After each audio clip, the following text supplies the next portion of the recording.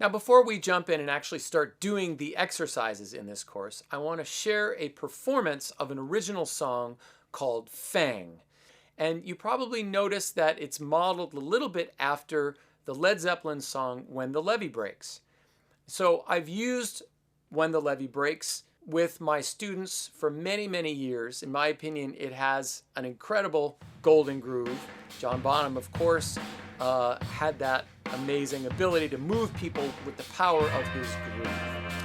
And so I decided to come up with my own sort of version of When the Levee Breaks, and we're going to be using this song sort of as our practice template. I'll give you some other songs you can play with as well, but the goal here is to find one or two things to play along with and dig deep as you begin to practice. Now, a couple of points I want to make about When the Levee Breaks, because obviously most people do know this song, and so much has been made of it and of the groove itself. So the first thing that I want you to notice when you listen to When the Levee Breaks, and therefore when you listen to Fang, is that even though John Bonham was known for having unbelievable chops and playing very long solos, his work on When the Levee Breaks is completely stripped down and simple. In fact, he hardly plays any fills in the song at all. And this is something to think about when you're approaching these exercises and this music for this course. There's lots and lots of stuff out there to teach you about how to play fills and complex patterns. We're going the other direction here. We're going into deep, deep fundamentals, deep sort of simplicity in stripping things down. And John Bonham is a great model for that. And the reason why he keeps it so simple is because the song, When the Levee Breaks, is actually a cover of an old Southern blues tune. You know, Led Zeppelin was very influenced by American blues. And the idea is to hypnotize you with his drum groove and sort of mimic the drone of a blues guitarist that just stayed on one chord for long, long periods of the song. So the idea is to create this kind of drone, this kind of hypnotic groove, and as a result, Bonham doesn't play very many fills. The other thing that I want you to realize about When the Levee Breaks is that it is not a perfect song in terms of sticking with the click, as it were. It was recorded back in 1971 at a time when people did not use click tracks. For those of you who have actually played along with When the Levee Breaks, you notice that the song actually speeds up and slows down at a couple of different spots. Does that bother anybody? Did that stop that record from selling millions of copies or stop millions of drummers from talking about the groove and When the Levee Breaks? Absolutely not. And in fact, what's so interesting is there's a musicologist on the internet named Rick Beato. Maybe some of you have heard of him. He took the When the Levee Breaks groove and he quantized it. In other words, he put it on a grid in Pro Tools and locked it in so it was rhythmically perfect. And guess what? All of the soul just fell right out of it. Today we are so obsessed with metronomic perfection, right? Now obviously we have to know how to play with a click, but the golden groove to me doesn't mean that you are perfect with a click. And so when you play along with Fang, a lot of times I'm not going to give you a click. The song was certainly recorded with a click, but I'm not going to give you a click. I want you to try to grab into the feel of this song.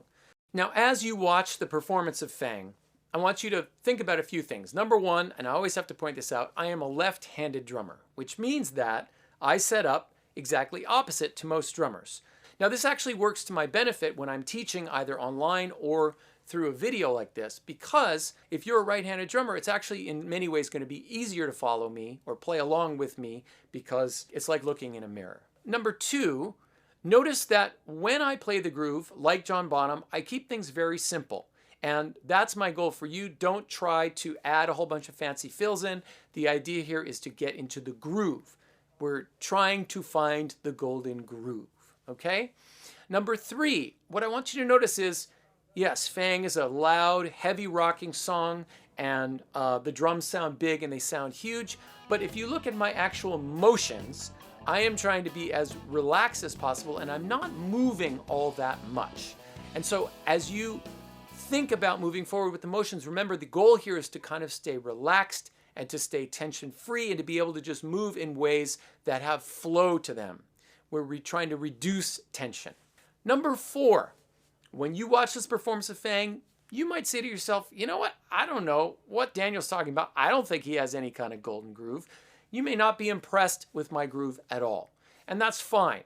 What I am trying to do in this recording is utilize all of the lessons that we're going to be talking about in the video. What I want you to think about, rather than evaluating my performance or anybody else's performance, is how can you work your way towards getting your groove to be more golden so that it will help you to get to your goals, whatever your goals may be. So let me give you an example. I live in New York City, and I've lived here now 11 years. And for the last 3 or 4 years, I've worked over 200 gigs a year. And when I come off stage, the kinds of compliments that I get are, wow, it felt so good to play with you. That felt great. Yes, I have some chops, and yes, I'm a good drummer, but this is what keeps me employed. And so what I have been using these Golden Groove exercises for is to develop that ability of mine to move my bandmates, to move the audience, to get people to drop whatever they're doing and come over to the music that I'm making with whatever group I'm playing with. And obviously, the proof's in the pudding, as they say. So what are your goals, and how could you use this to get to your goals? The very last thing that I want you to do after you're done watching this performance of Fang, I want you to download the track, and I want you to make your own video of it. Just play as you normally play, and we're going to use this as a before video. And at the end of the course, I want you to play along with Fang again. And hopefully you'll see at the end that the way you're approaching not only this song, but music in general, has changed significantly by sort of following this blueprint that we're going to set up along the way.